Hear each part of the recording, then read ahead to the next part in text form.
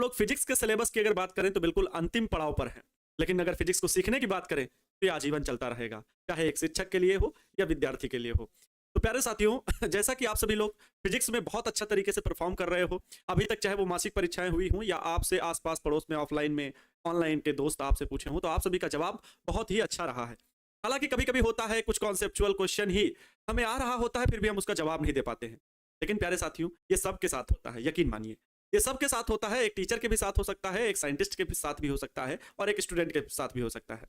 अर्थात कभी कभी कोई चीजें एट द टाइम याद नहीं आती है, लेकिन फिर भी सर कैसे क्यों नहीं याद आती हैं? क्योंकि प्यारे बच्चों, हो सकता है उस बात का, उस टॉपिक का आपने बहुत पहले पढ़ा हो और रिवीजन न किया हो, इसलिए जरूरी है कि आप लोग रिवीजन पर फोकस करें। तो प्यारे बच्चों, जैसा कि 14 नंबर चैप्टर चल रहा है, आपको पता है इसके बाद जो 15वां चैप्टर है भाई, इसके बाद जो 15 नंबर चैप्टर है भी, तो वो बहुत छोटा है और उससे 2 नंबर या 3 नंबर का पूछे जाने वाला प्रश्न आता है। तो उसको तो हम नेग्लेक्ट मान के चलते हैं, क्योंकि आपको तो 140 नंबर का प्रश्न पूछा जाएगा जिसमें से 70 नंबर का बनाना होगा, तो इसको 2 या 3 नंबर के लिए हम इतना परेशान तो आपको करेंगे नहीं। कुल मिला के 14 चैप्टर तक आपको यह समझना है कि मुझे इन्हीं चैप्टर्स को बहुत अच्छे तरीके से रिवाइज करना है ना। तो प्यारे बच्चों, जैसा कि आप सभी को पता है कि भाई अब रिवीजन की क्लासेस भी आएंगी, तो संडे को आपका आ रहा है एक पहला मॉडल पेपर जो आपके सेंटअप एग्जाम को मजबूत बना देगा, और बोर्ड परीक्षा की तैयारी के लिए एक पहला मॉडल पेपर, पहला गेस्ट पेपर मैं आप सभी के लिए लेकर के आ रहा हूं। उम्मीद है आप सभी का प्यार और सपोर्ट उसी जोश और जुनून के साथ मिलेगा जितना अभी तक आप पूरे बिहार में अच्छे से मुझे देते आए हो, है ना।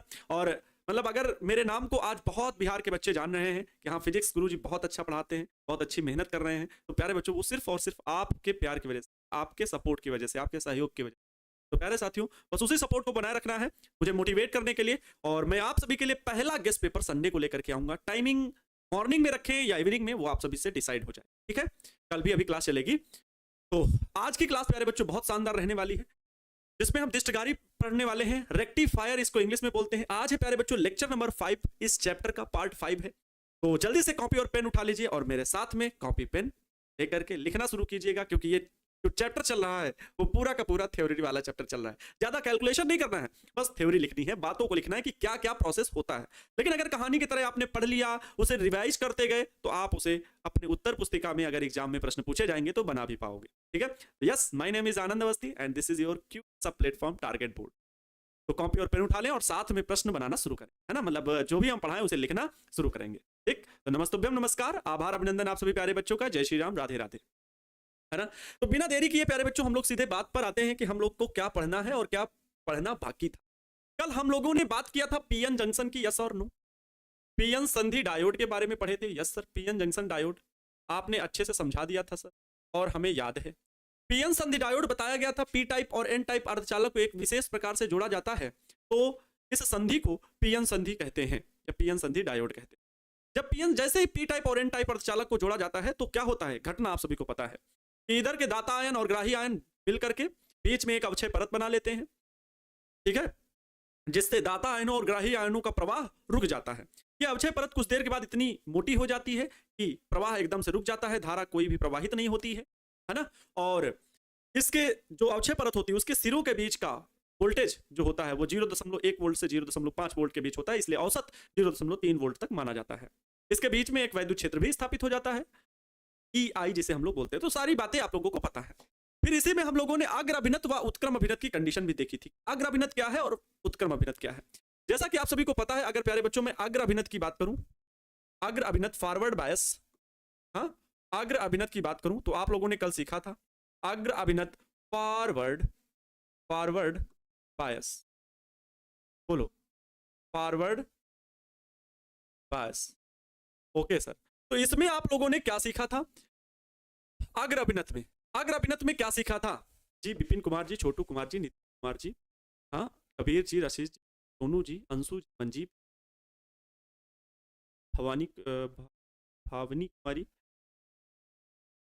खुशी, बताइए आप लोगों ने इसमें क्या सीखा था अग्र अभिनत? मेरे सभी छोटे भाई बहन है भाई, सब लोगों को पढ़ना है, सबका नाम लेते रहेंगे बीच में। पहले ये बताओ अग्र अभिनत में सीखा ये था, गुरुजी आपने कहा था कि पीएन संधि डायोड इस प्रकार से अगर है, इसको हम बैटरी से 2 प्रकार से जोड़ सकते हैं।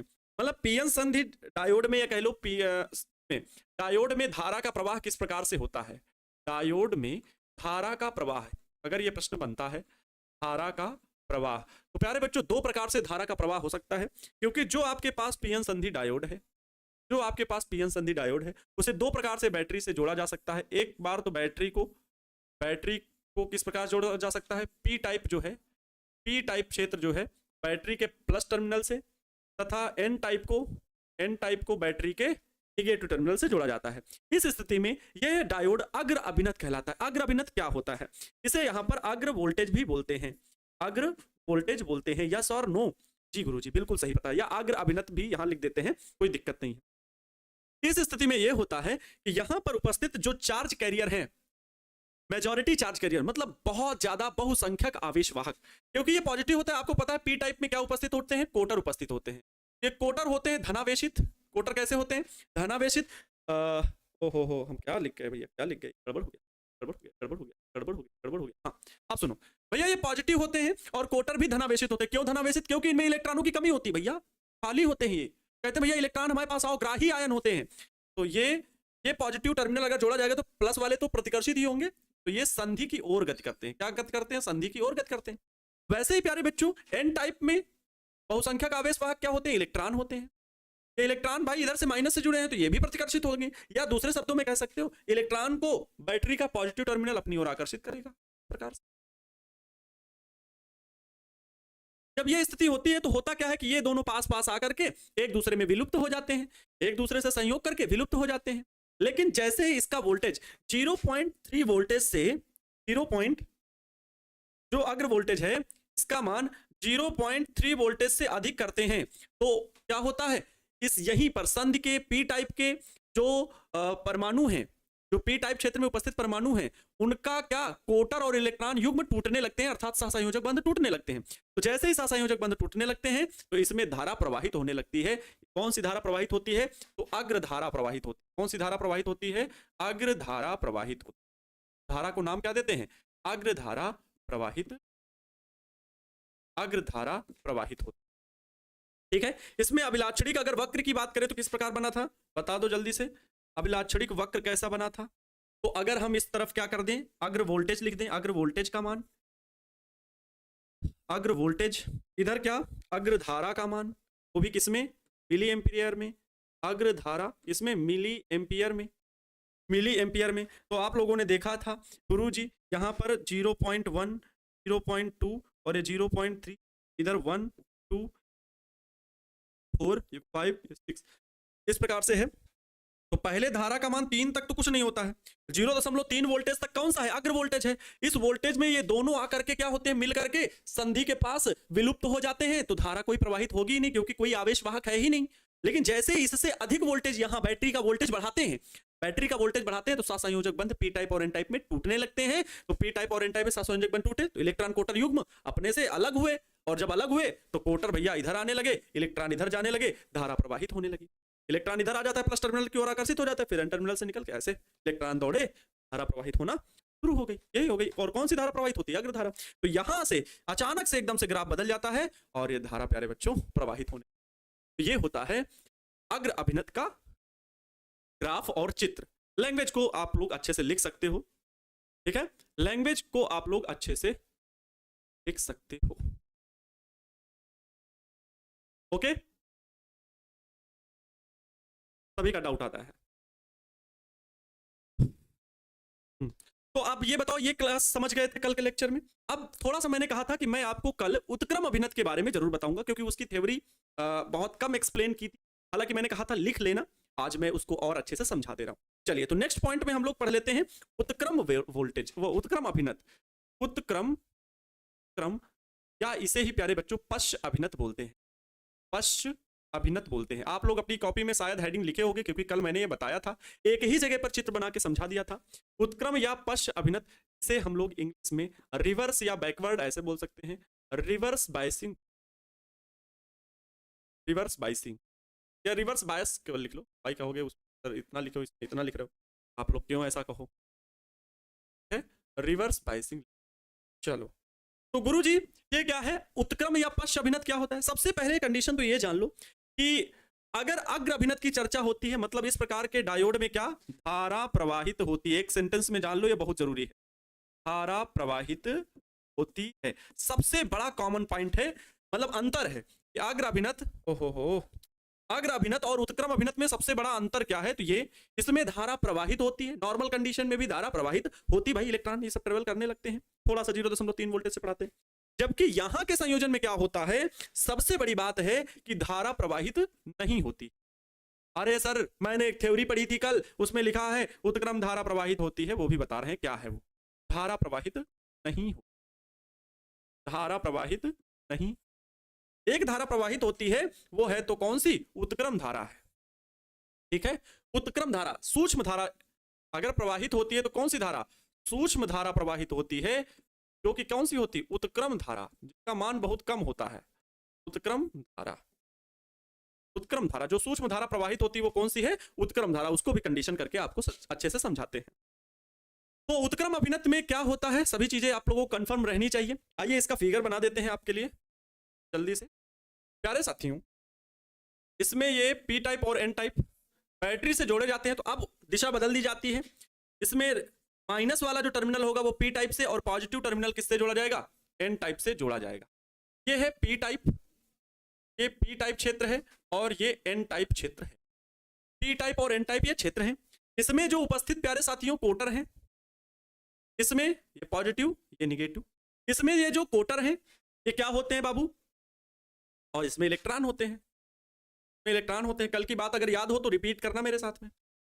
ये जब बैटरी से जोड़े गए तो बैटरी द्वारा पॉजिटिव टर्मिनल इलेक्ट्रॉन क्या कर लिए गए? अपनी ओर आकर्षित कर लिए गए। अरे भाई ये पॉजिटिव है ना, तो पॉजिटिव वाला टर्मिनल क्या करेगा? इलेक्ट्रॉनों को अपनी ओर खींचेगा। भैया इलेक्ट्रॉन आओ तुम, चलो भैया तुमको हम बुला रहे हैं। कोटरों को क्या करेगा? प्रतिकर्षित करेगा, तो कोटर इधर चलेंगे। क्या कह लो, ये निगेटिव टर्मिनल वाला क्या करेगा? इसको आकर्षित करेगा, कोटरों को। कोई कोटर था ना वैसे तो। इस प्रकार प्यारे बच्चों, संधि के समीप कोई भी आवेश वाहक नहीं रह जाते हैं, आवेश वाहक खत्म हो जाते हैं, अवक्षय परत बिल्कुल और मोटी हो जाती है, ठीक है। अवक्षय परत की चौड़ाई एकदम बढ़ जाती है, धारा का प्रवाह होना बंद हो जाता है। धारा का प्रवाह होना, कल के उसमें पीडीएफ है प्यारे बच्चों, आप लोग उसको पढ़ सकते हैं। कल का लेक्चर जिन्होंने देखा था वो देख सकते हैं। मैं उसी को बता रहा हूं और उसी को रिपीट कर रहा हूं। उत्क्रम वोल्टेज के संबंध में मैं आपको सिखा रहा हूं। यहाँ पर जो वोल्टेज लिखा हुआ है, इसे अब क्या बोलेंगे? उत्क्रम वोल्टेज बोले। वहां अग्र वोल्टेज बोले थे, इसे उत्क्रम वोल्टेज। अरे भाई अग्र वाले उसमें क्या था? अग्र अभिनत में इलेक्ट्रॉन और कोटर पास पास आ रहे थे, इसमें दूर दूर जा रहे हैं। और जो पहले से इसमें ग्राही आयन, दाता आयन जो यहाँ पर अवक्षय परत बनाए थे, उसकी मोटाई बढ़ जाती है। यहाँ कोई चार्ज कैरियर रह ही नहीं गए, आवेश वाहक सब दूर दूर हो गए, तो धारा का प्रवाह होना संभव नहीं है। तो धारा प्रवाह रुक जाता है, क्योंकि प्यारे बच्चों यहाँ पर आवेश वाहकों की क्या हो जाती है? कमी। धारा का प्रवाह रुक जाता है, अवक्षय परत मोटी हो जाती है। इस कारण पीएन संधि में, यहाँ संधि के पास में कोई धारा प्रवाहित नहीं होती। ऐसा क्यों होता है?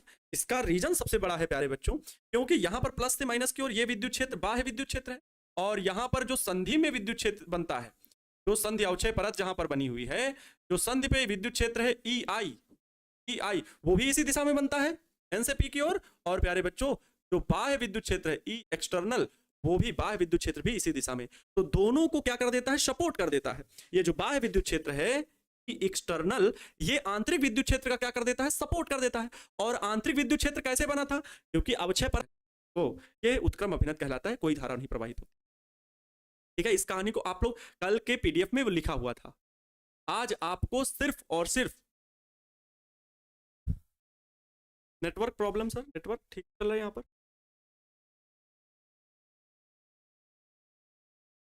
नेटवर्क ठीक तो चल रहा है?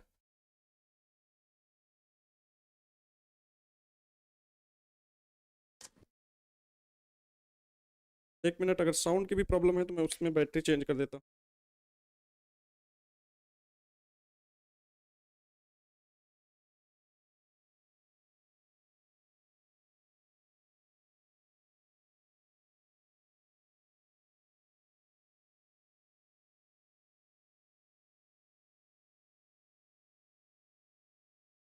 अब वॉइस ठीक है बाबू? नो प्रॉब्लम सर, ठीक है। कुछ बच्चे तो एकदम सब कह रहे हैं सब ठीक है भाई। आप बताइए, आवाज सब कुछ ठीक है? वीडियो आइडियो सब क्लियर है? एक बार क्लास रुक गया था, हाँ नेटवर्क हो सकता है, मान सकते हैं। No problem sir, no problem, okay, clear रहना चाहिए। इसकी लैंग्वेज, भाषा आप लोग लिख सकते हो, ठीक है। इसकी भाषा मैंने कल आपको भेज दी थी, उसी में नीचे एक छोटी सी है मतलब पैराग्राफ में नीचे लिखा रहा होगा, एवेलांस भंजन का जिक्र किया गया होगा, एवेलांस भंजन। तो चलिए मैं उसको एक अलग से समझा देता हूं कि एवेलांस भंजन क्या होता है। चलिए आप लोग भी हेडिंग लगा सकते हो, एवेलांस, एवेलांस भंजन, एवेलांस ब्रेकडाउन ऐसा भी बोल सकते हैं। मैं इंग्लिश नहीं लिख रहा हूं सिर्फ। हाँ, आइए समझते हैं कि एवेलांस भंजन क्या होता है, बहुत ज्यादा जानना जरूरी है। इसकी लैंग्वेज लिखनी हो तो कैसे लिखोगे, उत्क्रम अभिनत या पश्चाभिनत की। मैं बोल दे रहा हूं, हालांकि कल वीडियो लेक्चर के बाद पैनल पीडीएफ में भेजा गया था, मैंने कहा था होमवर्क है आपका, कोई बात नहीं, मैं फिर से बोल रहा हूं, वीडियो पोस्ट करके बाद में ही लिखना या फिर खुद से समझ के लिखना, समझ लो कैसे लिखा जाता है, क्योंकि ये रटने वाली चीज नहीं है, याद करने वाली चीज है, क्योंकि बार बार पढ़ोगे, रिवाइज करोगे, तभी बातें दिमाग में जुड़ी रहेंगी, यादें जुड़ी रहेंगी। क्या आपको बचपन की बात पता है, बहुत अच्छे से समझा था कि हमने लड्डू चुरा के खाया था, बहुत अच्छे से, तो क्या याद होगा वो इंसिडेंट? बहुत कम इंसिडेंट याद होंगे, कुछ याद होंगे कुछ नहीं याद होंगे, क्योंकि रिवाइज नहीं की। ठीक है, तो याद करना जरूरी है, तो इसलिए रटना लेकिन अलग चीज होगी, रिवाइज करना चीज अलग होगी। ध्यान से सुनेंगे मैं कहना क्या चाह रहा हूं। ये उत्क्रम अभिनत क्या होता है, भाषा को कवर करना एकदम। जब पीएन संधि डायोड को बैटरी से जोड़ते समय पी टाइप अर्धचालक को नेगेटिव टर्मिनल से या नकारात्मक माइनस है ना, तथा मतलब ऋण टर्मिनल से तथा एन क्षेत्र टर्मिनल को धन टर्मिनल से जोड़ा जाता है, तो यह निकाय उत्क्रम अभिनत में होता है। अब उत्क्रम अभिनत का प्रोसेस शुरू होता है। जब बैटरी से इस स्थिति में जोड़ा जाता है तो बैटरी में तो पीएन संधि, तो संधि में उपस्थित कोटर तथा इलेक्ट्रॉन एक दूसरे के विपरीत दिशा में गति करते हैं, एक दूसरे के एक इधर तो एक इधर, एक दूसरे के विपरीत दिशा में गति करते हैं तथा संधि से दूर हो जाते हैं, संधि से दूर हो जाते हैं। संधि के पास जो आंतरिक विद्युत क्षेत्र EI था, उसके समर्थन में बाह्य विद्युत क्षेत्र होता है, इस कारण अवक्षय परत की मोटाई बढ़ जाती है और संधि के पास धारा का प्रवाह बिल्कुल रुक जाता है। इस कारण इस स्थिति में अर्थात उत्क्रम अभिनत में संधि में कोई धारा, पीएन संधि में कोई धारा प्रवाहित नहीं होती। अब सुनो, इसमें अल्पसंख्यक आवेशवाहक भी हैं। अल्पसंख्यक आवेशवाहक कौन होते हैं? जो ऊष्मीय प्रभाव या ऊष्मीय विक्षोभ के कारण सहसंयोजक बंध टूटते हैं, मतलब बैटरी के प्रभाव से नहीं, ऊष्मा के प्रभाव से। जो पीएन संधि में परमाणु हैं, उनके कोटर और इलेक्ट्रॉन अगर मुक्त हो रहे हैं ऊष्मीय विक्षोभ से, ऊष्मा के प्रभाव से, गर्माहट, ऊष्मीय प्रभाव से अगर टूटते हैं तो उन्हें अल्पसंख्यक आवेशवाहक बोला जाता है, माइनॉरिटी चार्ज कैरियर बोला जाता है। और वो जब सहसंयोजक बंध टूटते हैं तो कुछ इलेक्ट्रॉन जो कि कहे जाते हैं अल्पसंख्यक आवेशवाहक, तो उनसे उत्क्रम धारा प्रवाहित होती है। क्योंकि ये रिवर्स बाइसिंग है तो इसमें ऋणात्मक मान आएगा, रिवर्स बाइसिंग है, ऋणात्मक मान आएगा धारा का मान।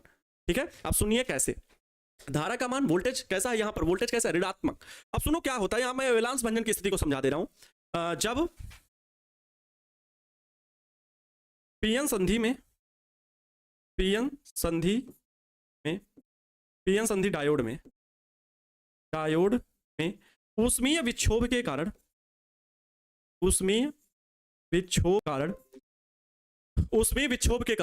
क्या होता है, ऊष्मीय विक्षोभ के कारण सहसंयोजक बंध टूटते हैं, सहसंयोजक बंध टूटते हैं। अब ऊष्मीय विक्षोभ के कारण जो सहसंयोजक बंध टूटते हैं अर्थात अल्पसंख्यक आवेशवाहक, अब उन्हें कौन से आवेशवाहक कहेगा, बहुत ज्यादा थोड़ी टूटेंगे ऊष्मा के कारण, थोड़े बहुत, तो उन्हें अल्पसंख्यक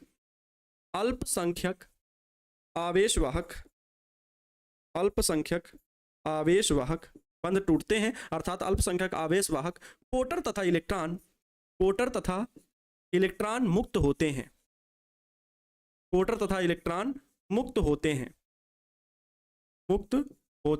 हैं,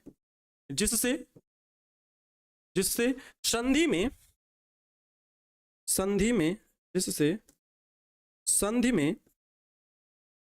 एक क्या है, जिससे संधि में एक अल्प धारा प्रवाहित होती है। अब बैटरी के द्वारा धारा नहीं प्रवाहित हो रही, उसमें विक्षोभ के कारण धारा प्रवाहित हो रही है, धारा प्रवाहित होती है, जिसे उत्क्रम धारा कहते हैं। जिसे क्या कहते हैं? उत्क्रम धारा। जिसे उत्क्रम धारा कहते हैं। उत्क्रम धारा कहते हैं।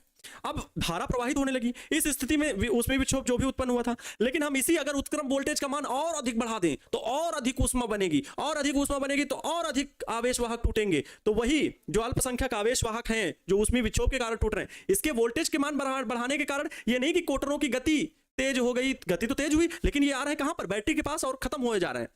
इनसे धारा प्रवाहित नहीं हो रही बहुसंख्यक आवेश वाहकों से, बल्कि अल्पसंख्यक आवेश वाहकों से अल्प धारा प्रवाहित हो रही है, इसे उत्क्रम धारा कहते हैं। और जब उत्क्रम वोल्टेज का मान और अधिक बढ़ाते हैं तो इन की गति तेज हो जाती है और ये तो बैटरी के पास आ जाते हैं, लेकिन उत्क्रम अल्पसंख्यक आवेश वाहकों की संख्या बढ़ जाती है, जिससे उत्क्रम धारा का भी मान एकाएक बढ़ जाता है। तो जब उत्क्रम वोल्टेज का मान और अधिक बढ़ाते हैं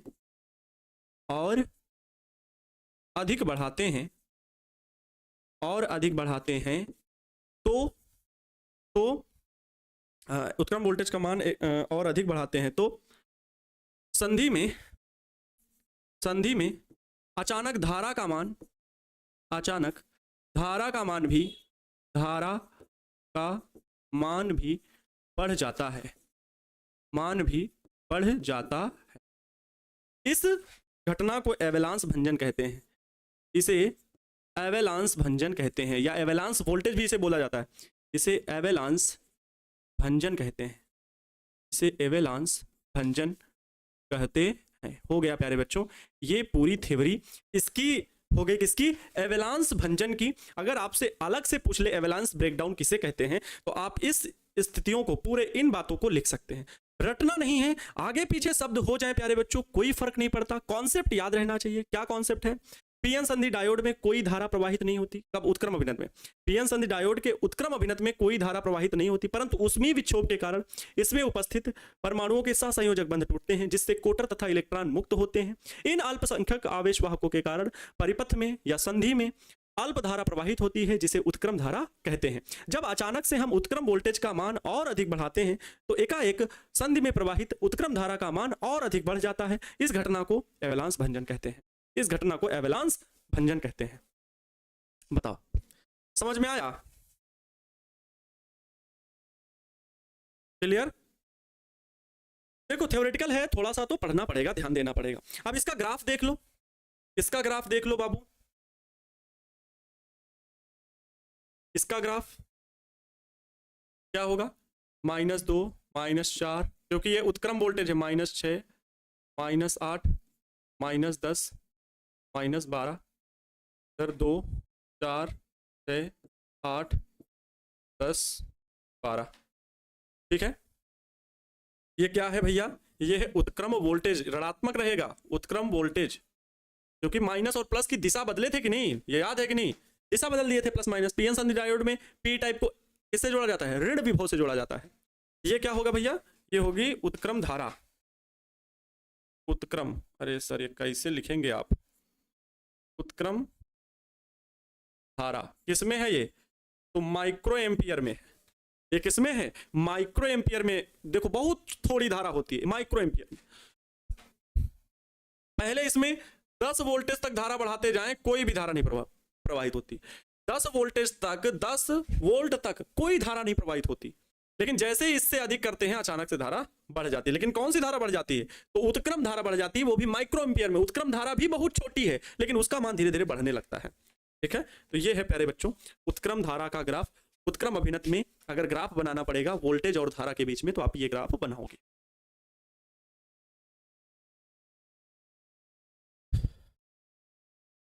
हाँ थ्योरेटिकल है थोड़ा सा, तो है ना, अच्छा नहीं लगता है, उठ पटांग लगता है, बट पढ़ना पड़ेगा और पढ़े अच्छे से समझाने की कोशिश आ रही है ना। क्लियर? चलो अब आगे बात करते हैं बाबू, आगे बात करते हैं जिसका आज हम लोगों का क्या है, लेक्चर है। सर बुक कब आएगा, आपकी दिवाली होगी उसी समय, जैसे क्रैश कोर्स शुरू होगा तो बुक आपके सामने बता दिया जाएगा। ठीक है,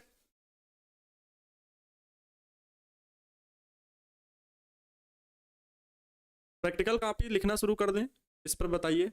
प्रैक्टिकल कॉपी लिखना शुरू कर दीजिए। आप देखो ये कॉलेज वाले भी डिसाइड कर रहे हैं, ये हम लोग तो नहीं डिसाइड कर सकते ना प्रैक्टिकल कॉपी लिखवाना वगैरह, क्योंकि 8 प्रैक्टिकल लिखना है, 10 प्रैक्टिकल लिखना है, ये कॉलेज वाले डिसाइड करते हैं। हम आपको नहीं बता सकते इसमें कि भैया ये प्रैक्टिकल लिख लीजिए। कॉलेज वाले बताते हैं, कॉलेज वाले लिखवाते भी हैं, है ना, वहीं से आपको मार्किंग भी मिलनी है। वो ये बताएंगे कि भैया ये प्रैक्टिकल लिख लीजिए क्योंकि यही हम करवाए हैं। हर एक कॉलेज में अलग अलग प्रैक्टिकल होते हैं। कुल प्रैक्टिकलों की संख्या 18 से 20 है। उन प्रैक्टिकल में कौन से प्रैक्टिकल आपके कॉलेज में करवाए गए हैं, कौन से कॉलेज आप पता लगे दूसरे फाइल लिख लो, है ना, दूसरा कॉलेज में दूसरी फाइल है, तो वो सब होता है। ठीक है, इस चीज़ को याद रख लीजिएगा। चलो अब आज का जो हम लोग का टॉपिक होता है, बिना देरी किए उसमें चलते हैं। दिष्टकारी, दिष्टकारी, चलो लिख लीजिए। इसे हम लोग क्या बोलते हैं, रेक्टिफायर। रेक्टिफायर लिखिए अपनी कॉपी में, जल्दी से जल्दी से अपनी कॉपी में लिखिए रेक्टिफायर। ओके गुरुजी, रेक्टिफायर लिखिए। अभी टाइम कितना हुआ है, अभी तो आधा घंटा अपने पास टाइम है और मैं रेक्टिफायर को जल्दी से समझाने की कोशिश करूंगा। क्या होता है प्यारे बच्चों रेक्टिफायर, क्या होता है, क्या होगा इससे? बहुत ही अच्छा है, बहुत अच्छी डिवाइस है रेक्टिफायर। दिष्टकारी, क्या इसे रिजुकारी भी बोला जाता है? अरे सर ये तो हमारे पड़ोसी जी का नाम है, रिजुकारी। अभी मैं आपको समझाता हूं ये क्या है, ये क्या है, कौन सी जादुई वाली चीज है। बिल्कुल जादू होता है इससे। क्या जादू होता है? दिष्टकारी की सहायता से क्या काम किया जाता है? प्रत्यावर्ती धारा को दिष्ट धारा में परिवर्तित करना क्या कहलाता है? दिष्टकरण कहलाता है। ये दिष्टकारी का काम होता है। प्रत्यावर्ती धारा को दिष्ट धारा में बदलना किसका काम होता है? तो दिष्टकारी का काम होता है। ठीक है, दिष्टकारी का काम होता है। लेकिन ये दो प्रकार से बदली जाती है, एक तो अर्ध तरंग दिष्टकारी होता है और एक होता है पूर्ण तरंग दिष्टकारी। पीएन संधि डायोड को ही हम दिष्टकारी में बदल देते हैं। ठीक है, चलिए तो दिष्टकरण कितने प्रकार का होता है बाबू? 2 प्रकार का होता है। इस बात को भी, घटना को लिखना है। पहले हम लोग लिख देते हैं दिष्टकारी क्या होता है ना। तो प्रत्यावर्ती धारा, प्रत्यावर्ती, ओहो, प्रत्यावर्ती धारा, प्रत्यावर्ती धारा को, प्रत्यावर्ती धारा को दिष्ट धारा में बदलना। दिष्ट धारा, अब दिष्ट धारा को जानते हो, डायरेक्ट करंट जो आपकी बैटरी से, सेल से निकलती है धारा, उसे दिष्ट धारा कहते हैं, डायरेक्ट करंट कहते हैं। ठीक है, और जो आपके जनरेटर से या जो आप लाइन देखते हो वो आती है, वो एसी करंट होती है, अल्टरनेटिंग करंट। प्रत्यावर्ती धारा होती है वो प्लस तथा माइनस, प्लस माइनस नागिन डांस करते हुए चलती है। बताया था, अच्छे से याद होगा। प्रत्यावर्ती धारा को दिष्ट धारा में बदलना, दिष्टकरण कहलाता है। क्या कहलाता है? दिष्टकरण, मतलब रेक्टिफिकेशन कहलाता है। दिष्टकरण कहलाता है। ओके सर, ठीक है। इस प्रक्रिया में प्रयुक्त पीएन संधि डायोड को, इस प्रक्रिया में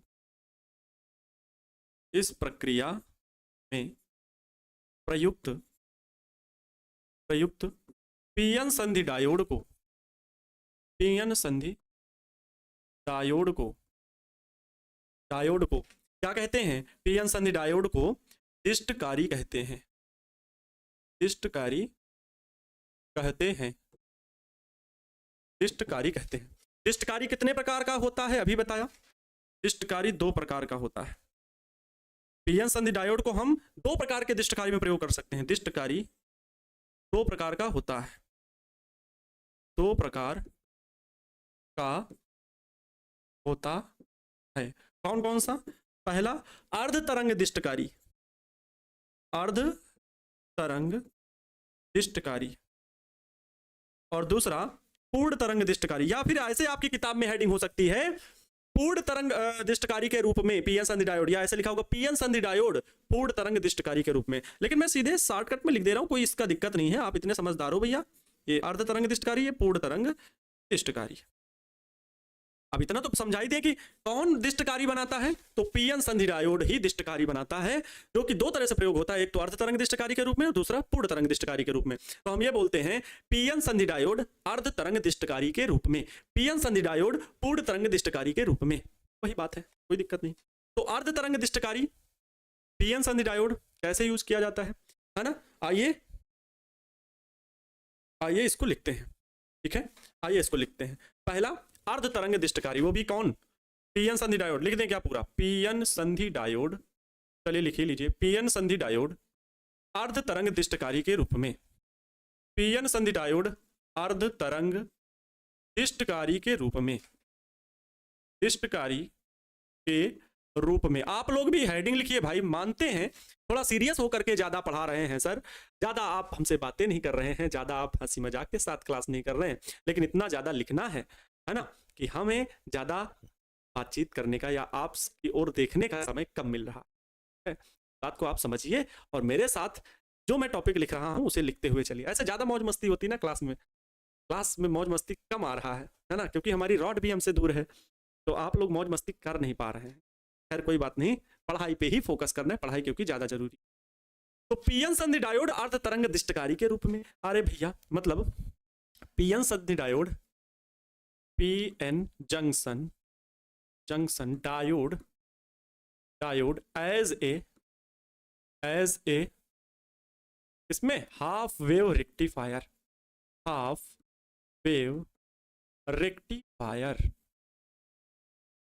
ओके।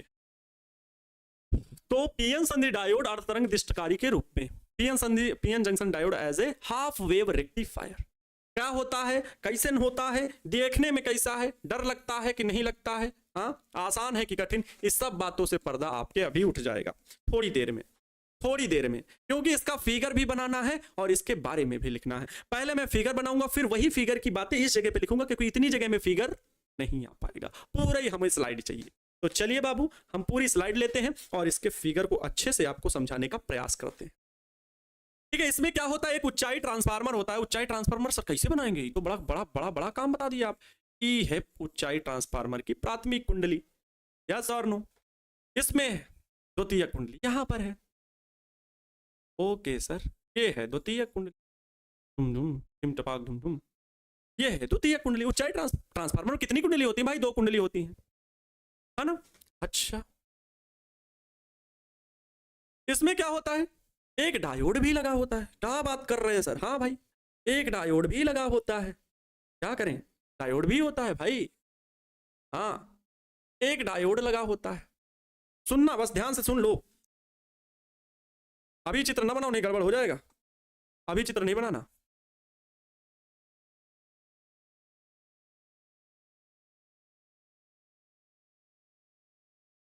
ओके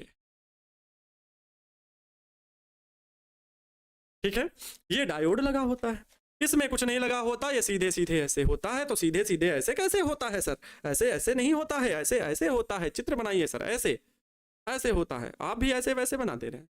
नहीं सर, ऐसे वैसे ना बनाइए प्लीज सर। हाँ समझना, यहां पर लगा होता है लोड रेजिस्टेंस, और ये ब्रेकर है सर, ये गलत कर दिए, इधर गलत कर दिए, थोड़ा सा चित्र बनाइए, मुझे बिल्कुल भी चित्र गंदा नहीं पसंद है। यहां पर प्यारे विद्यार्थी जी लोड रेजिस्टेंस होता है, और इसी में ये लोड रेजिस्टेंस कौन सा है, आरएल, इसे लोड रेजिस्टेंस आरएल बोलते हैं। और यहां पर होती है निर्गत धारा, यहां पर क्या होता है, निवेशी धारा होती है, जो कि कौन सा होता है, प्रत्यावर्ती धारा होती है। निवेशी धारा या निवेशी वोल्टेज बोल सकते हैं, निवेशी वोल्टेज, ठीक है, वो भी कैसा, तो प्रत्यावर्ती धारा, ऐसा साइन देख सकते हो। ये प्राथमिक कुंडली, ये द्वितीयक कुंडली, ये प्राथमिक कुंडली, ये द्वितीयक कुंडली। भाई साहब यहाँ पर देखिए, इन दोनों को सेपरेट करने के लिए मैंने यहाँ पर ये देखिए 2 लाइनें खींच दी, ये 2 लाइनें खींच दी, कहीं पर 2 खींची होंगी, कहीं पर 1 खींची होगी, कोई दिक्कत नहीं है भाई, कोई भी दिक्कत नहीं है, 1 है 2 है, कोई फर्क नहीं पड़ता। ठीक है, आप समझ में आया, कुछ समझ में आने लगा हुआ ये प्यारे साथियों। इसके 2 सिरे हैं द्वितीयक कुंडली के, एक है सिरा S1, एक सिरा S1, एक सिरा S2, एक सिरा S1, एक सिरा S2। हो गया, चित्र लगभग कंप्लीट हो गया है। और इसकी क्रियाविधि समझने से पहले इसकी हम लोग समझेंगे क्या, लैंग्वेज, ठीक है। और ये प्यारे बच्चों है क्या, यही आपका है, कहां पर सर बताइए ना, जल्दी से बताइए। ये है आपका पीएन संधि डायोड, इसको थोड़ा सा कलर कर देना, तभी तो मजा आएगा। ओके, आप समझ में आएगा, तुम लोग को इधर को बहुत मौज मस्ती आ रहा है ना, समझ में आएगा कैसा टॉपिक है। पीएन, ये डायोड है, ये डायोड है, वो भी कौन सा, पीएन संधि डायोड है। सर बात तो अच्छा लग रहा है, चित्र तो देखने में बड़ा मजा आ रहा है कि सर अगर एग्जाम में आ गया तुरंत चित्र बना छाप देंगे 5 नंबर, ओके ठीक है, 5 नंबर ओके। चलो इसके बारे में लिखते हैं, चित्र को जैसे बनाया है उस तरह से लिखते हैं, ठीक है। चित्र को जिस प्रकार से बनाया है उस प्रकार से लैंग्वेज को लिखना प्रारंभ करते हैं। क्या होता है अर्ध तरंग दिष्टकारी, कैसे होता है, वर्किंग भी आपको समझाते हैं। आपको ये तो पता चल गया कि दिष्टकारी प्रत्यावर्ती वोल्टेज को दिष्ट धारा में परिवर्तित करता है ना। तो अर्ध तरंग दिष्टकारी में कैसे क्या होता है वो समझते हैं। हाँ तो सुनेंगे। इसमें एक ऊंचाई ट्रांसफार्मर होता है। ऊंचाई ट्रांसफार्मर होता है। ऊंचाई ट्रांसफार्मर होता है। जी सर देखा हमने, ऊंचाई ट्रांसफार्मर होता है। ऊंचाई ट्रांसफार्मर होता है। इसकी प्राथमिक कुंडली में लिखना बहुत पड़ेगा इसमें भी। इसकी प्राथमिक कुंडली में, आज तो मेरे पास टाइप भी किया हुआ कुछ नहीं है, पढ़ाएंगे लेकिन तब तक जब तक पूरा खत्म नहीं कर लेंगे। इसकी प्राथमिक कुंडली में इसकी प्राथमिक कुंडली में एक प्रत्यावर्ती, इसकी प्राथमिक कुंडली में सिर्फ इतना, प्रत्यावर्ती निवेशी वोल्टेज जोड़ा जाता है। वोल्टेज जोड़ा जाता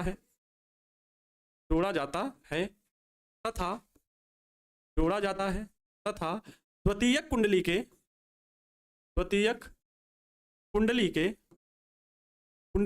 एक सिरे, द्वितीयक कुंडली का जो एक सिरा है ऊपर, द्वितीयक कुंडली के एक सिरे S1 को, रिमोट ले लें हम समझाते चलें। S1 ये देखो, अरे भाई कहाँ S1, ये S1 को पीएन संधि डायोड के पी क्षेत्र से, है ना, तो क्या S1 को डायोड के पी क्षेत्र से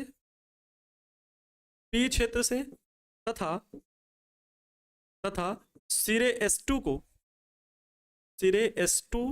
को एक लोड प्रतिरोध सर क्या होता है, जो लोड लेता है, अर्थात जिस पे धारा प्रवाहित होगी, ये है लोड प्रतिरोध RL। ठीक है, तो दूसरे सिरे S2 को एक लोड प्रतिरोध RL लगा करके N क्षेत्र से जोड़ देते हैं। तो एक पी क्षेत्र S2 को एक लोड प्रतिरोध RL जोड़कर डायोड के N क्षेत्र से जोड़ देते हैं। डायोड के N क्षेत्र से जोड़ देते हैं। लोड प्रतिरोध RL के सिरों पर, लोड प्रतिरोध RL के सिरों पर ही क्या प्राप्त होती है, दिष्ट धारा प्राप्त होती है। सिरों पर ही निर्गत जो निकलती है धारा बन करके निर्गत दिष्ट धारा प्राप्त होती है। निर्गत दिष्ट धारा प्राप्त होती जैसा चित्र बनाया है ठीक वैसे ही प्यारे बच्चों मैंने यहां पर लैंग्वेज लिखी है। चित्र में फिर से देखो, वैसे ही जैसे बनाया चित्र, अगर याद है क्या भैया, इसमें एक ऊंचाई ट्रांसफार्मर होता है जिसकी प्राथमिक कुंडली को निवेशी वोल्टेज से जोड़ा जाता है तथा द्वितीयक कुंडली में दो सिरे S1 और S2 हैं, जिसके S1 सिरे को डायोड के P क्षेत्र से जोड़ते हैं तथा S2 सिरे को एक लोड प्रतिरोध RL लगा करके डायोड के N क्षेत्र से जोड़ देते हैं। लोड प्रतिरोध RL के सिरों पर, ये सिरे हैं इसके, RL के सिरों पर ही निर्गत दिष्ट धारा प्राप्त होती है। जो भी धारा प्राप्त होगी वो कैसी होगी, यहाँ पर प्यारे बच्चों डायरेक्ट करंट मिलेगी। यहाँ पर कौन सी ये करंट है, AC करंट है। बताओ, ये केवल डायोड लगा दिया। अभी कुछ बच्चे पूछ रहे थे सर ये पीएन संधि का काम क्या है। काम ये है कि AC करंट को DC में बदल दिया इसने, AC करंट को DC में बदल दिया इसने, केवल इसने। अब कैसे, वो क्रियाविधि लिखनी है, प्यारे बच्चों। हम लोग जो इसे धारा दे रहे हैं, वो कौन सी दे रहे हैं, आप सभी को पता है, निवेशी वोल्टेज, निवेशी, ओहो क्या सर, निवेशी धारा, वोल्टेज लिख लो या धारा लिख लो, इससे कोई फर्क नहीं पड़ने वाला। निवेशी वोल्टेज या निवेशी धारा किस प्रकार से है तो आप सभी को पता है सर, लाइक एस नागिन डांस तुम, हाँ ऐसे ही तो है। अरे भैया निवेशी वोल्टेज कैसी है, AC करंट है ना, बोलो भाई। अरे मैं अपनी तरफ से थोड़ी बना रहा हूं, AC करंट है। ये देखो निवेशी, इनपुट करंट, इनपुट कौन सी करंट है, इनपुट करंट कैसी है तो AC करंट है। हम लोगों को जो करंट मिल रही है वो कौन सी मिलेगी वो बताना है। देखो अभी कैसे मिलेगी, कैसे होगा वो आगे ग्राफ मैं बाद में बनाऊंगा। कौन सी, निर्गत धारा हम लोगों को बताना है, हम लोगों को निर्गत धारा का ग्राफ बताना है, आउटपुट करंट का। ये निवेशी करंट, ये आउटपुट करंट, ठीक है। यहाँ पर कौन सा ग्राफ बनेगा, तो आउटपुट करंट का, आउटपुट करंट जो कि कैसी होगी, डीसी करंट होगी। आइए देखते हैं होती है कि नहीं। इसकी क्रियाविधि समझते हैं, क्रियाविधि, ठीक है। हेडिंग लिखेंगे क्रियाविधि। क्या देखो कितना लिखने वाला टॉपिक है, इंपॉर्टेंट है। प्रश्न ये आता है कि पीएन संधि डायोड अर्ध तरंग दिष्टकारी के रूप में कैसे कार्य करता है, लिखिए। पीएन संधि डायोड अर्ध तरंग दिष्टकारी के रूप में कैसे कार्य करता है, इसको लिख करके समझाइए। तो आपको लिखना पड़ेगा बस, और 5 नंबर आपके क्लियर। क्रियाविधि में देखो कितना आसान है। देखो यहां से आपका प्रश्न शुरू हो रहा है, दिष्टकारी, जिसमें से हम लोग पहले सीख रहे हैं किसको भैया, अर्ध तरंग दिष्टकारी को। यस और नो, ये दोनों ही इंपॉर्टेंट है। अर्ध तरंग दिष्टकारी ये इंपॉर्टेंट भैया। पीएन संधि डायोड अर्ध तरंग दिष्टकारी के रूप में कैसे प्रयुक्त होता है समझाइए। तो इसमें अरे भैया इसमें इस नहीं है यहाँ पर, इसमें है ना, तो इसमें एक उच्चाई ट्रांसफार्मर होता है। इसकी प्राथमिक कुंडली में प्रत्यावर्ती निवेशी वोल्टेज जोड़ा जाता है तथा द्वितीय कुंडली के एक सिरे S1 को जोड़कर S1 को डायोड के, क्या भाई यही मिस्टेक कर दिए क्या तुम, आज बहुत मिस्टेक किए हो आनंद सर जी, तुमको क्षमा नहीं करेंगे हम। S1 को डायोड के पी क्षेत्र से तथा सिरे S2 को एक लोड प्रतिरोध RL जोड़कर डायोड के N क्षेत्र से जोड़ देते हैं। लोड प्रतिरोध RL के सिरों पर ही निर्गत दिष्ट धारा प्राप्त होती है। गजब सर, ये चित्र जो बनाया वही है। इसमें एसी करंट लगाया गया, डायोड लगाते ही एक ऐसी जादू हुई, एक ऐसा चमत्कार हुआ कि ये डीसी करंट में बदल गया। कैसे, वो क्रियाविधि समझते हैं। होता है क्या है प्यारे बच्चों, अब देखो क्रियाविधि पहले समझा रहा हूं, फिर लैंग्वेज उधर लिखूंगा, है ना। क्या होगी ध्यान से सुनना। लैंग्वेज आप लोग लिख लोगे क्या, अरे भाई होमवर्क मिल जाएगा आप लोगों को, हाँ मजा आएगा। अच्छा सुनो, नहीं देंगे होमवर्क, लिख देंगे।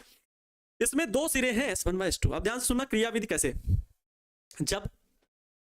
जब निवेशी प्रत्यावर्ती धारा को परिपथ में प्रवाहित किया जाता है, ऐसे लिखना है। जब निवेशी प्रत्यावर्ती धारा को परिपथ में प्रवाहित किया जाता है तो ट्रांसफार्मर की द्वितीयक कुंडली, तो माना ऐसा, फिर तो माना ट्रांसफार्मर की द्वितीयक कुंडली का सिरा S1 धनात्मक तथा सिरा S2 ऋणात्मक है, ऋण विभव पर है। क्योंकि आपको पता है प्रत्यावर्ती धारा वोल्टेज जो होती है लगातार बदलती है, प्लस फिर माइनस, फिर प्लस फिर माइनस।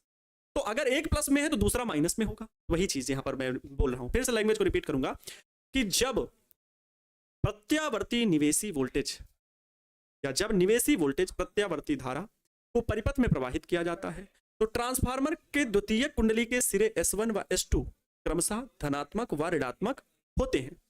अर्थात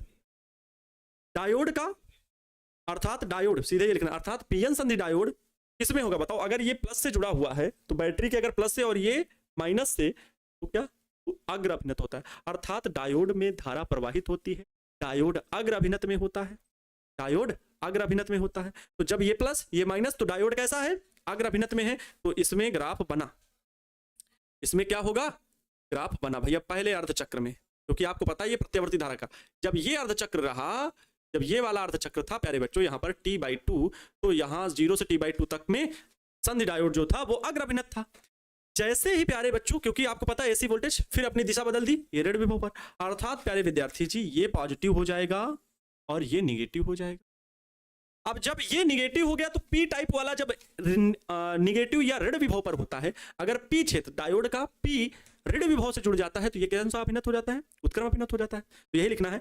अगले अर्धचक्र में जब S1 सिरा ऋणात्मक हो जाता है तो डायोड उत्क्रम अभिनत की तरह कार्य करता है। अर्थात डायोड में कोई धारा प्रवाहित नहीं होती, डायोड में कोई धारा प्रवाहित नहीं होती, इसलिए लोड रेजिस्टेंस निर्गत धारा में धारा का मान 0 रहता है या कोई धारा प्रवाहित नहीं होती। यहां पर आपको यहां से यहां तक कोई भी इस अर्धचक्र में ग्राफ नहीं दिखेगा। इसके अगले अर्धचक्र जब ये फिर पॉजिटिव हुआ, ये फिर निगेटिव हुआ, तो यहां पर फिर ये अग्र अभिनत बन जाएगा। तो प्यारे साथियों फिर धारा मिल जाएगी। इस प्रकार से केवल अर्धचक्र में ही धारा प्रवाहित होती है, केवल अर्धचक्र में ही धारा प्रवाहित होती है, इसलिए इसे अर्ध तरंग दिष्टकारी कहते हैं। प्रणाम, नमस्ते। हो जाएगा काम, लिख देना, इतने पूरे नंबर मिल गए, पूरे नंबर मिल जाएंगे। बताइए ये होमवर्क में लिख लोगे कि मैं लिखूं? लिखिए सर, हम नहीं लिखेंगे, हमको नहीं लिखना आता, मैं लिख रहा हूं भैया, स्पीड से लिखूंगा, बस ध्यान देना भैया। जब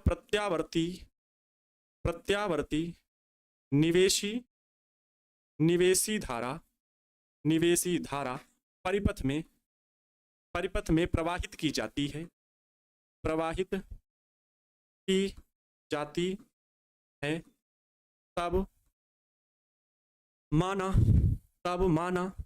पहले अर्धचक्र में, पहले, अब थोड़ा सा देखो चेंज कर देना, जैसे मैंने बोला उससे थोड़ा सा चेंज है कि नहीं लैंग्वेज, तो भाई वो तो है, लिखते समय क्या निकले मुंह से क्या हो, प्रेजेंस ऑफ माइंड है, जितना अच्छा लिख ले जाओ। तो पहले अर्धचक्र में द्वितीयक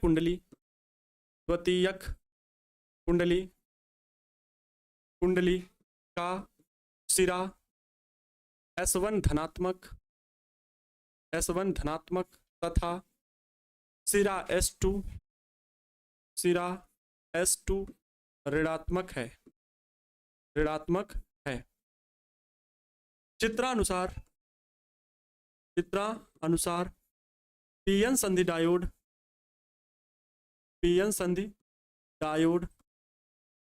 में धारा प्रवाहित होगी,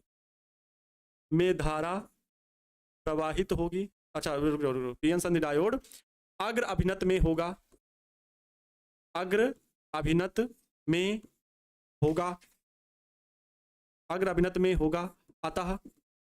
अतः परिपथ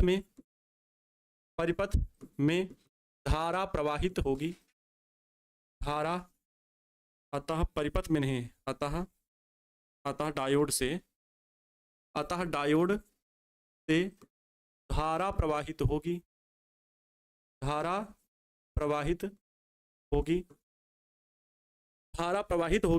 जो लोड प्रतिरोध आरएल के सिरों से निर्गत हो जाएगी, आरएल के सिरों से निर्गत होगी। चलो ये पहली स्थिति हो गई। दूसरी स्थिति क्या भैया, अब यही चीज को बात में थोड़ा सा अलग, दूसरे अर्धचक्र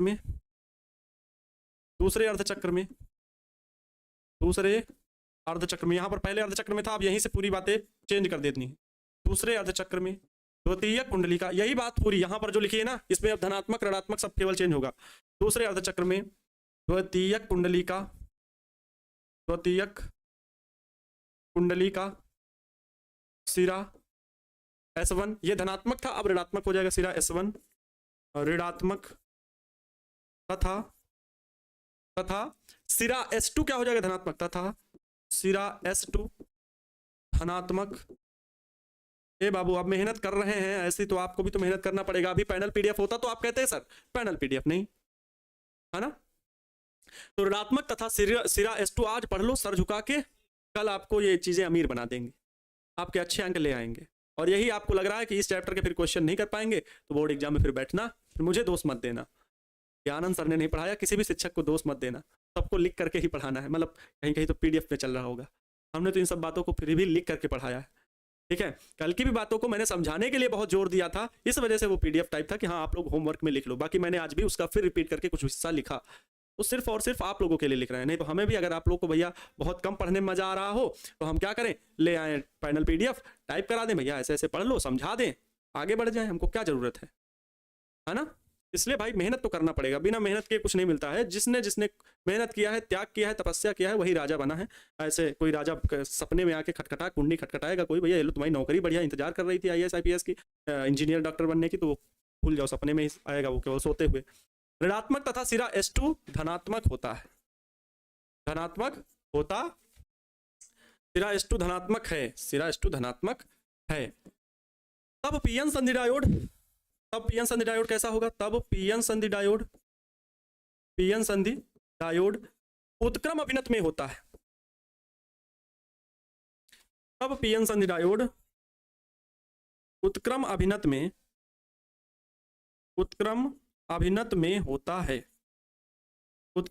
में होता है। अतः संधि से कोई, अतः डायोड से कोई धारा प्रवाहित नहीं होती,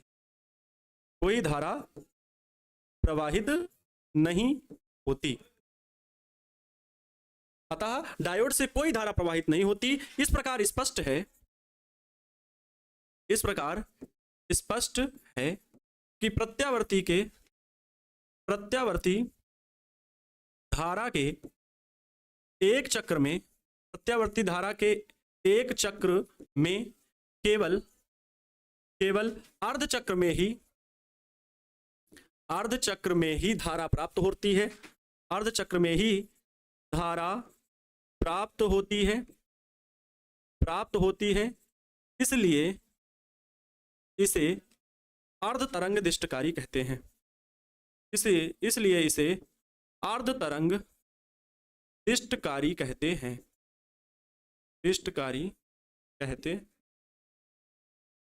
हो गया। ये पूरी लैंग्वेज हो गई प्यारे बच्चों, इसलिए यहां पर ग्राफ और चित्र सब कुछ पता है, अच्छे से बना सकते हो। ठीक है, क्लियर?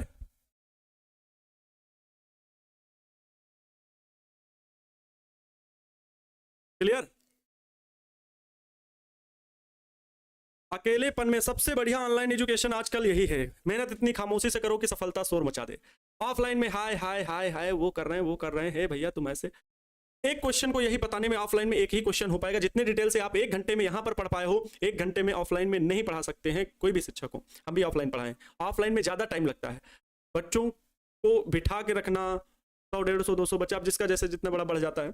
फिलहाल अगर मिनिमम 25 बच्चे से भी ज्यादा हो गए तो दिक्कत ही दिक्कत है। अब फिर सभी बैठे हुए हैं, वो खुसफुस कर रहे हैं, कितना भी रोक लीजिए थोड़ा बहुत उन्हें, और बड़ा शांति माहौल लगेगा। टीचर के पास तक आवाज नहीं जाती, वो बैठे पढ़ रहे हैं। अब वो पढ़ा रहे हैं तो लिख नहीं रहे हैं तो छपा रहे हैं। हाँ लिखिए, ऐसे भैया किताब की गणित की रखी हुई है, लिखिए पीएन संधि डायोड के उच्च स्तर पर, क्योंकि वो पूरा बोर्ड पे नहीं लिखते हैं तो कभी कभी ऐसा मैंने देखा है बहुत सारे ऑफलाइन शिक्षकों को, तो भाई बोल देते हैं। या अगर लड़के अच्छे हुए, टीचर ने पूरा समझाया तो वो होमवर्क में लिखने के लिए देते। मेरी अधिकतर आदत रहती थी कि मैं अपने बच्चों को ऑफलाइन में क्या करता था, चित्र समझा देता था, पूरी क्रियाविधि वर्किंग समझा देता था और कहता था कल लिख के लाना।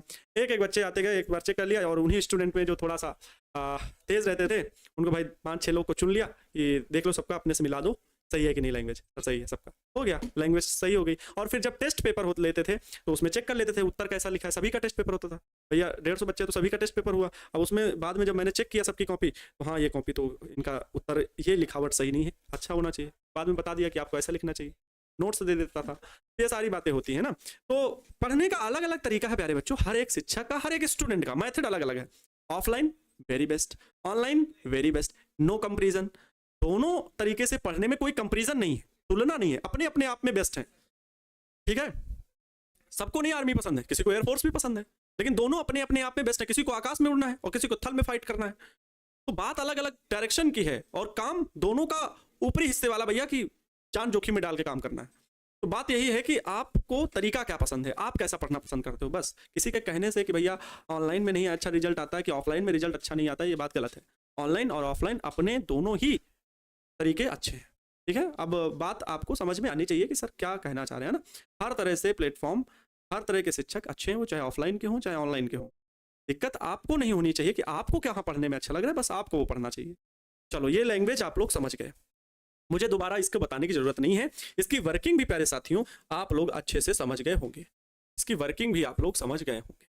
चलो नेक्स्ट पॉइंट में आते हैं और आप लोगों को बता देते हैं पूर्ण तरंग दिष्टकारी। सर आज छुट्टी दे दीजिए। अब नहीं बाबू, अगर छुट्टी दे दिए तो सोचिए आप लोगों का थोड़ा, सिलेबस की मैं बात नहीं कर रहा हूं, लेकिन एक ही टॉपिक पढ़े हो और इसलिए पढ़े हो क्योंकि मैं अब एक एक चीज लिख रहा हूं। यही अगर ऑनलाइन में ऑफलाइन में होता ना तो पूरा समझा देते, घर से दे देते, या फिर मैं कह रहा हूं बोल देता तो जल्दी हो जाता। लिखने में प्यारे बच्चों पूरी एक एक चीज लिखना कितना टाइम लग जाता है। पीएन संधि डायोड पूर्ण तरंग दिष्टकारी के रूप में, पीएन संधि, ओहो, लेकिन अच्छी बात है, मुझे कोई अफसोस नहीं इस बात का। बस आप लोग अगर साथ दे रहे हैं तो मुझे कोई दिक्कत नहीं है। पीएन संधि डायोड, मुझे क्या है, मुझे तो सिर्फ पढ़ाना है अच्छे से। पीएन संधि डायोड पूर्ण तरंग दिष्टकारी के रूप में, दिष्टकारी के रूप में, परेशान ना हो बहुत ज्यादा, इसमें नहीं परेशान करेंगे। पीएन संधि डायोड पूर्ण तरंग दिष्टकारी के रूप में, मतलब पीएन जंक्शन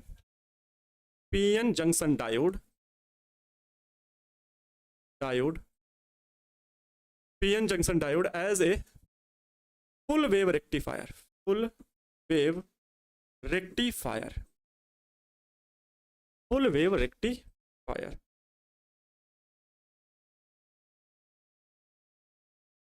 ठीक है, अब सुन लो इसमें ध्यान से होता क्या है। फुल वेव रेक्टिफायर, इसमें क्या होता है, इसमें दो टाइप के डायोड, दो डायोड लगे होते हैं बस। इसी चित्र में केवल इतना करना है, इस जगह पे डायोड रखना है, ठीक है। इसी चित्र में केवल क्या करना है बाबू, इसी चित्र में, ये दूसरे बोर्ड में जाएगा कि नहीं,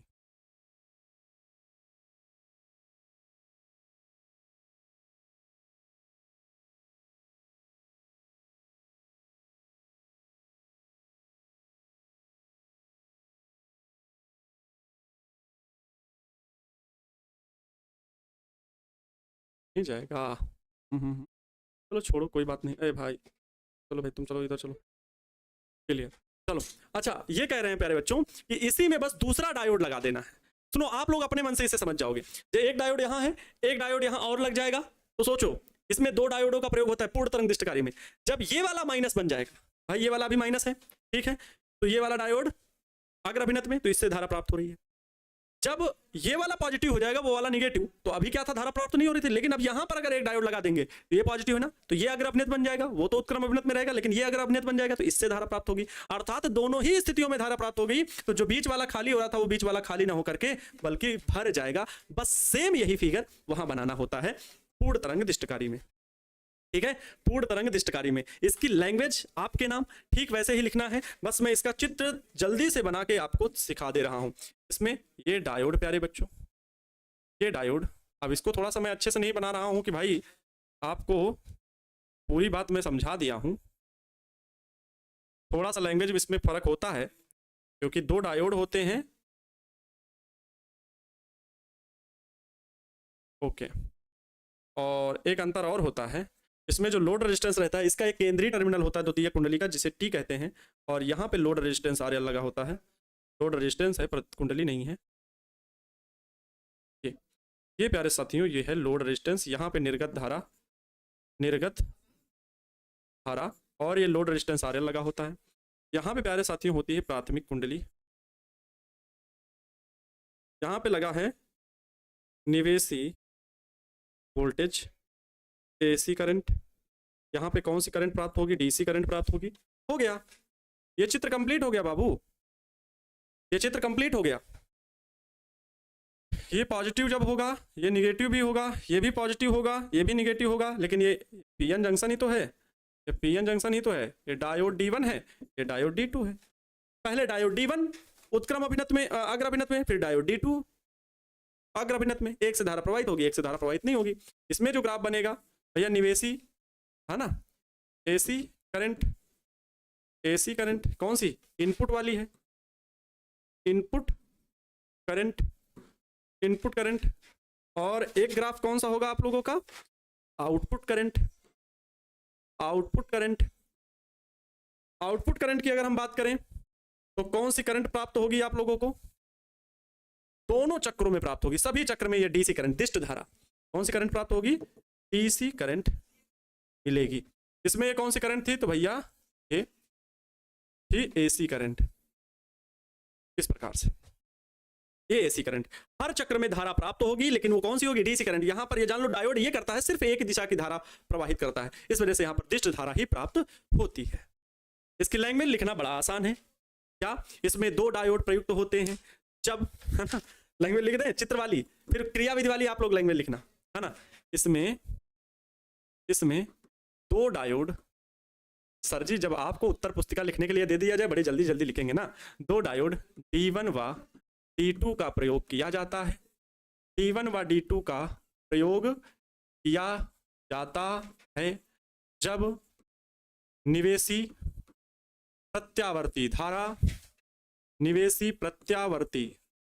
धारा को परिपथ में प्रवाहित किया जाता है।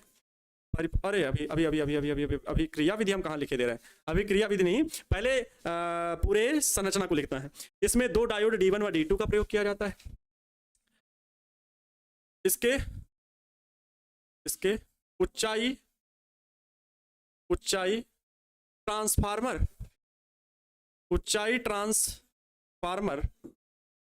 की प्राथमिक कुंडली में निवेशी वोल्टेज को जोड़ा जाता है, निवेशी वोल्टेज को जोड़ा जाता है, को जोड़ा जाता है, जोड़ा जाता है तथा द्वितीयक कुंडली से, द्वितीयक कुंडली के सिरे, द्वितीय कुंडली के सिरे S1 व S2 से क्रमशः डायोड D1 व D2, डायोड D1 व D2 को जोड़ा जाता है, D1 व D2 को जोड़ा जाता है। डायोड D1 व D2 के N क्षेत्र को क्या, द्वितीयक कुंडली जो है ना, इसका ये सिरा है S1, ओहो ये क्या हो गया, ये S1 है, ये S2 है, द्वितीयक कुंडली के केंद्रीय टर्मिनल T से जोड़ा जाता है, ये केंद्रीय टर्मिनल T है। तो ध्यान देना, डायोड D1 व D2 के N क्षेत्र, भैया D1 व D2 के ये N क्षेत्र है, इधर वाला ये जो लाइन रहती है N क्षेत्र, तो N क्षेत्र को किससे जोड़ा जा रहा है, द्वितीयक कुंडली के केंद्रीय टर्मिनल T से। तो डायोड D1 व D2 के N क्षेत्र को एक लोड प्रतिरोध लगाकर, एक लोड प्रतिरोध RL लगाकर द्वितीयक कुंडली के केंद्रीय टर्मिनल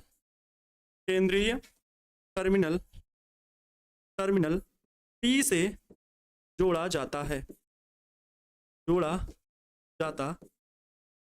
RL के सिरों पर निर्गत धारा प्राप्त होती है, RL के सिरों पर निर्गत दिष्ट धारा प्राप्त